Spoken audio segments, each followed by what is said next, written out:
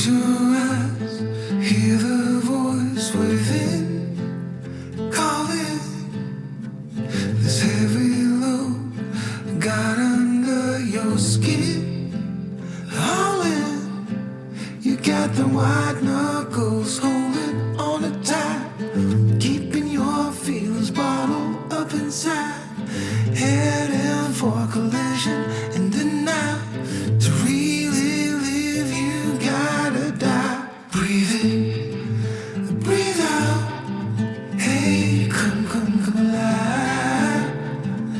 Breathe in, breathe out. Look at the colors, colors, colors. Right.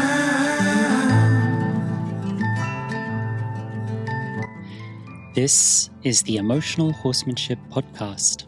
I am your host, Lockie Phillips. Welcome to Season 2, and you're listening to Breathe In, Breathe Out by Matthias Tell. I have chosen this song for Season 2 because, well, I think we all need to start taking some deep, brave breaths together. Emotional Horsemanship coaches deeply caring horse people to train emotionally balanced horses with science, empathy, and feel. We innovate horse training that puts the horse before the horse person, and that, my friends, is much, much harder to do in our world than it sounds. Season 2 of this podcast will bring you solo episodes, special guests, and small groups of guests as we discuss horses, horse training, the equestrian industry, and the big, bold, beautiful ideas horses inspire in us to breathe in and breathe out.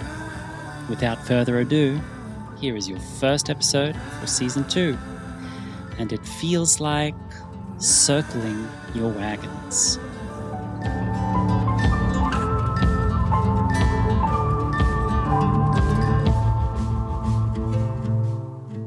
Are you okay? Is everything okay? No, I don't mean in the shallow sense of the word. Are you breathing? Is your heart beating? These are important. The things that keep the world going round. Get out of bed, brush your hair, wash your face, brush your teeth. Maybe you have a caffeinated beverage or you drink water, or maybe you rush out of the door late for work. Maybe you're an early riser. Maybe you woke up hungover. Maybe you woke up after a really difficult night the night before, and then the first person you saw, you said, "Good morning. Hello. How are you?" "I'm fine, thanks. And you?" But this indomitable spirit that we are all blessed with is not only our blessing. This spirit seems to imbue almost everything that the light sees and touches, almost every living creature. And if we really wanted to get into it, though I won't go into those weeds, even inanimate objects and plants and the land seem to be imbued with this feeling.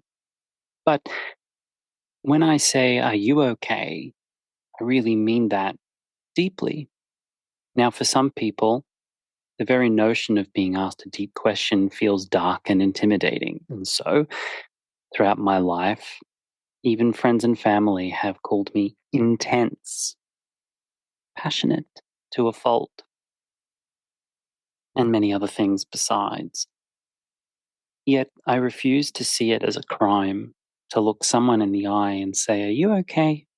and really mean that question and be really invested in hearing an honest response. And if the answer is no, I'm not okay, I go, "Okay, are you getting help? Are you getting the help you need?" And often that's an invitation for them to say, "Well, you're the first one who asks, so here it goes." And like the excavation machines on my farm today that are digging things up and moving things around, there's a dump. And I can hold space for that to a point, but there comes a point where I feel unqualified to continue. So I can't continue to take everything and uphold everything that we are holding. But that will not stop me from asking people, are you okay? And really asking that as a deep question. It's been almost 100 years since horses essentially evaporated from human industry and human daily life. Within a 10-year period after the invention of the internal combustion engine by Henry Ford in the 1920s, I believe, but please feel free to fact check me. Within 10 years, the infrastructure that supported horses, the farriers, the feed suppliers, the stable houses, the carriage houses, the ruts in the road, the manure management, all of this just disappeared overnight, and horses were pushed out onto the fringe of society.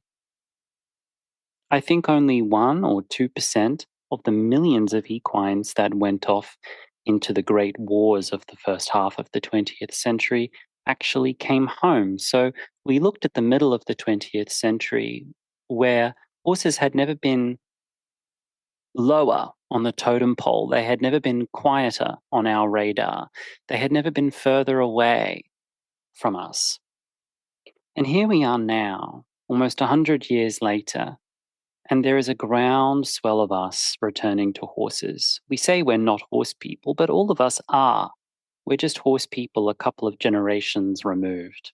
We are repatriating back to horses after a couple of generations, 3 or 4 generations away from them.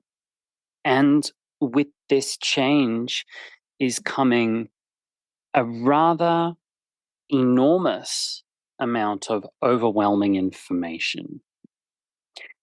To be more specific, with this groundswell of return to horses, there is coming with it all aspects that humanity will bring with it. As we are in one thing, so we will be in everything. And all the best parts of us and all the worst parts of us are coming to horses. Ask me how I know this, because every day I have to meet with the best of me and the worst of me, and I have to contend with that just like everyone else. I know I come off as critical at times, and I know I come off as brave to a fault, and I know that my tone has often been not a centered tone. And it hasn't been a centered tone because I wasn't trying to be centered. I was actually extending myself past my center. If I wanted to center myself, I wouldn't be here. And the last 2 months where I've basically evaporated from social media and lived a life withdrawn from society here in West Spain, which is an enormous privilege, was me walking that talk that if I can't handle the heat, if I can't handle the heat, I will get out of the kitchen, no problem. And if I decide to stop extending myself and to center myself, I will be self-centered. But being self-centered means I won't be taking any kind of public stance, position, or activity on anything. For me personally, to be out in the world, in the public, is an act of extending myself because I really enjoy keeping a small circle of friends, a small circle of colleagues, a small circle in my family. I really care about that. So, if I'm critical of the industry at large, if I'm critical of training practices espoused by many of my peers that might have even defended me or stood up for me or believed in me and then turned around and saw me not promote some of the methods that they do engage in, I have only this to say. What you practice is not who you are. We can be good people engaged in practices that have room for improvement. We can be good people and engage in practices that are best practices we have at our fingertips and are driven by the best of intentions to better the lives for horses. But that is not a hall pass. the practices might still need room for improvement. Anybody who is unwilling to accept that their practices don't have room for improvement is engaging in hubris, which is sort of a close-minded arrogance to the possibility that you might be wrong or that you might be in some way lacking. And many of us really, really don't want to look at what might be lacking in us. As a retired dancer all my life, I was trained to look in the mirror critically. And I wasn't disguised in the mirror. I was wearing uniform that exposed every aspect of my body, every lump, every bump. Everything I liked and loathed about my body was made plain, and I was encouraged to look at it critically. Don't look at it and love it. In fact, you would be criticized in a dance class if you looked in the mirror too much. They would say, oh, you love yourself too much. Don't do that. Nope. Fix this, fix that. And so, as I am there, so I am now. And I don't deserve the firing squad for being critical of myself first and then critical of the practices I see around me. It is 2025. And humans and horses have been engaging in mutual practices, use, employment, and care for at least 5,500 years. Nobody knows the exact date, but the research I've looked at says 5,500 years. If any listener has data that is peer reviewed that alludes to a longer working partnership with horses, please get in touch. Let me know. However, 5,500 years, and then I look at the status quo in the industry, what options we have before us. And when I say options, I mean modalities of communication, styles of training, options for legitimacy. It's not enough just to pick a lane and stay in it, but anyone who practices something with a horse has the right to be seen as legitimate, whether you like that or not. You have the right to be seen as legitimate by others, even if they don't agree. There are plenty of practices that I don't agree with, but I do see those practices as legitimate in a time and in a place of their time. And some of those practices are not of our time, but they might be of your time right now. And speaking to that is not me insinuating that you're behind the times. It is me saying you are where you are, but I am where I am.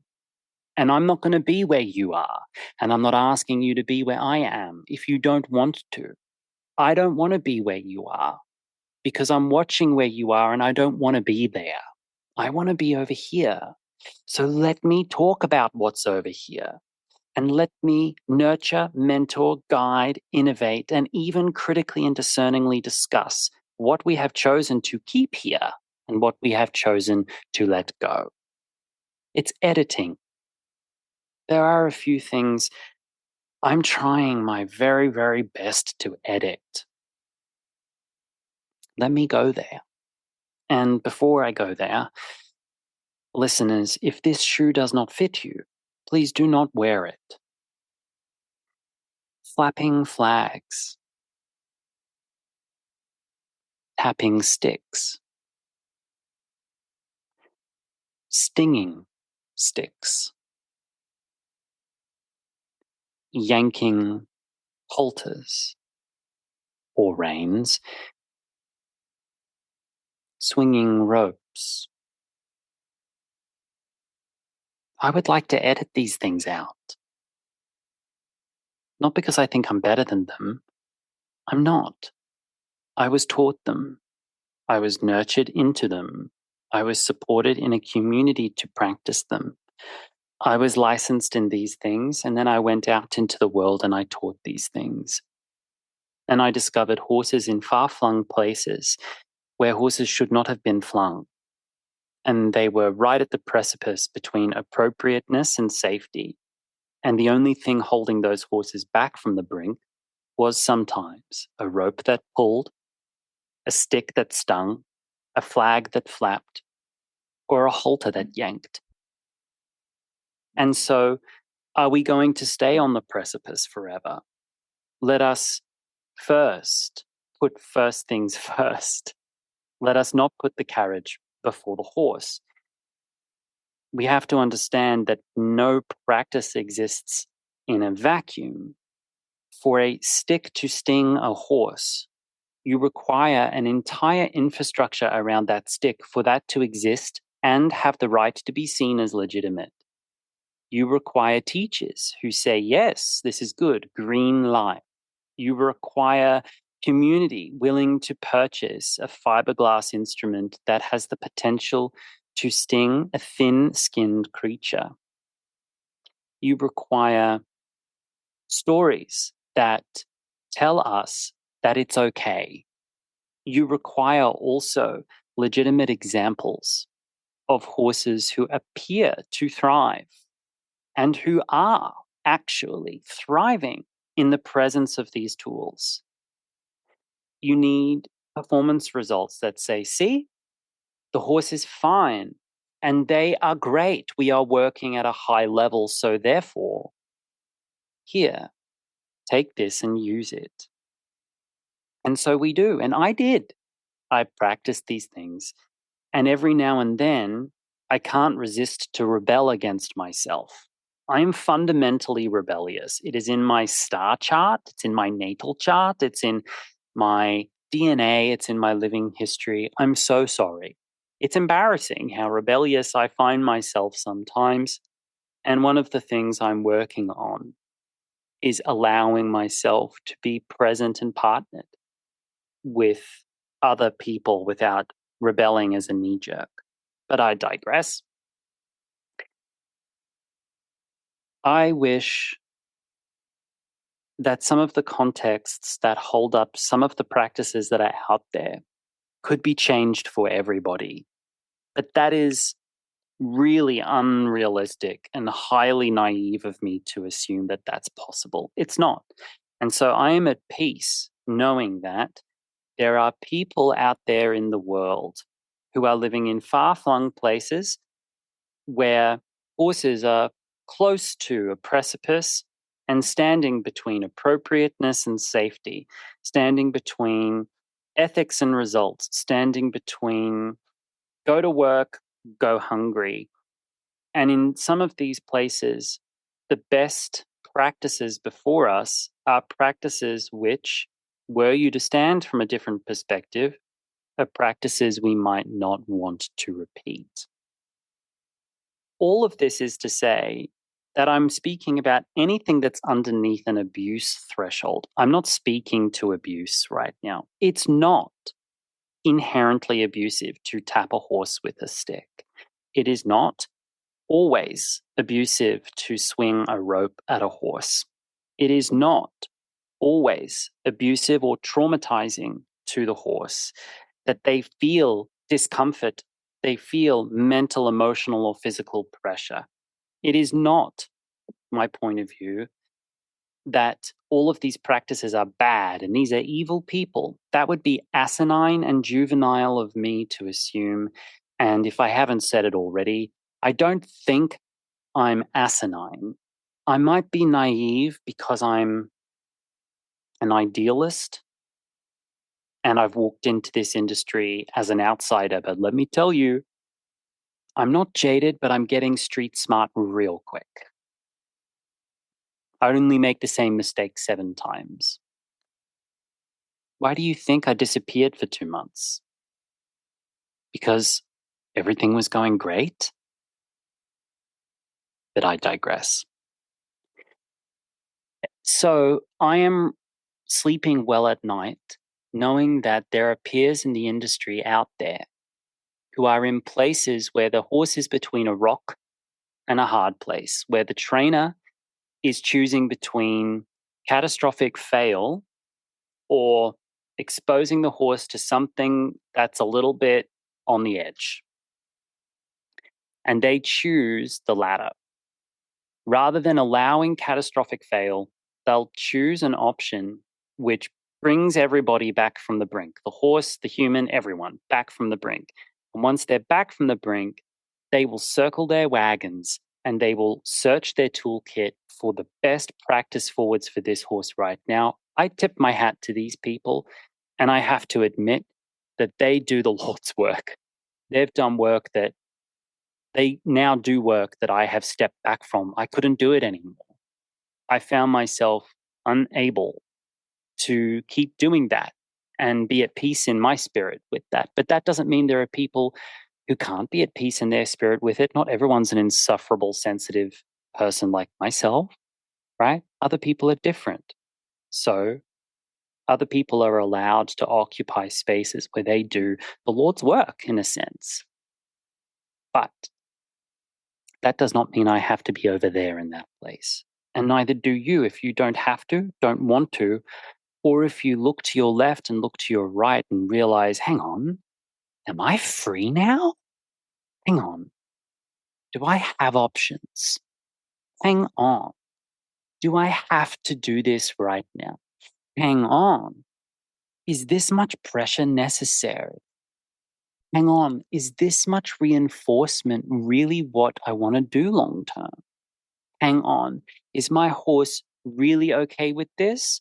Or is the horse making a bargain with me right now and a compromise? Do I want to continue asking the horse to compromise? If it's compromising at all. And maybe what you find out in front of you is that the horse in front of you wants you to use a little bit more pressure, that the horse would like to rise to challenges that you set them. Maybe you look at the horse in front of you and the solution is to regulate up, not regulate down. So none of us are immune to this subject. Just because you've chosen down regulation and softness doesn't mean you're immune. We are immune to this discussion. Ask me how I know that. Because eventually you'll meet a horse that says, what? ¿Qué? ¿Qué pasa? Can't hear you. Could you just speak up for me and be a little bit more clear? Because that feels like I'm experiencing you as an amorphous blob that is unclear, and you appear to be experiencing yourself as an overwhelming presence right now. I need you to be right here with me, and if you've got me on the end of that rope, give me the grace to tell me exactly what to do once I'm here. Some horses, that is their modus operandi, but it's not all horses' modus operandi. Within the last 10 years, some extremely robust and trustworthy research has come out, meaning it was based on metadata reviews, not Meta, the horrible company we're all trying to escape from now, the one that's got monopoly over all of our social interactions. God, they're going to find me, aren't they? This is the moment where a red dot appears on my forehead in the middle of my farm in Spain. Anyway, when I say metadata reviews, it means they look at the findings of multiple different smaller studies to exponentially increase the data with which they're reviewing. I think I've got that right. Write me in if I got that wrong. However, some extremely robust and trustworthy science in the last couple of years has thrown out of the water several things that many of us are using every day and taking for granted. And we need to know these things. And one of the things is the assumption that there's a universal correlation between facial expressions or behaviors and their emotional meaning. A smile does not mean you are happy. A tail swish does not mean the horse is angry. Ear pinning does not mean the horse is stressed every time. And frowning does not mean the human is angry. It can, it also cannot. What we need to move into is understanding every individual instance. And that sounds exhausting, but it's only exhausting if you're trying to do horsemanship in industrial scale. But if you're not doing horsemanship in industrial scale, meaning you've got a couple of horses at home, you have a very low turnover in your ownership or stewardship of horses, or as a trainer, you tend to keep the same people around you and you have a low turnover of clients, you actually have the time to look at each individual instance and understand it for what it is and step back from this universal rule book concept that has seemed to perpetuate popular training in the last 20 years. That's something else I'd like to move away from, this universal correlation. And I started heading down that road not too long ago until I started digging further and further and went, oh, hard stop. hard stop. I can't go any further because this information says that's not the direction of truth as we know it right now. So I pivoted. And what I am asking other people to consider is the possibility that they too can pivot. If you're a trainer, especially, here's some language you might share with your clients or your students. So, guys, I was doing some reading and or reflecting and or thinking and or soul searching. And I've come across this I'd like to share with you. What I was doing yesterday, what I was doing 2 minutes ago, is something I'd like to not do anymore. And if you're willing, will you come with me as together we explore something else? We might fail. And when we fail, we'll go back to the last known point of orientation, like getting lost in a forest. Go back to the last known point where you did know where you were. And sometimes that means returning to practices you're trying to depart from. But we'll go back there, we'll take a breath, we'll regroup, and we'll try again. But are you willing to come with me as I learn too? It now requires that you don't see me as a top down authority figure that dictates best practices that you need to follow blindly. It will require of you that you see me as a human being. Can you see me as a human being? If you see me as a guru, you can't see me as a human being. If you see me as a celebrity, you can't see me as a human being. If you see me as some sort of anything other than a faulty human being, then you can't see me.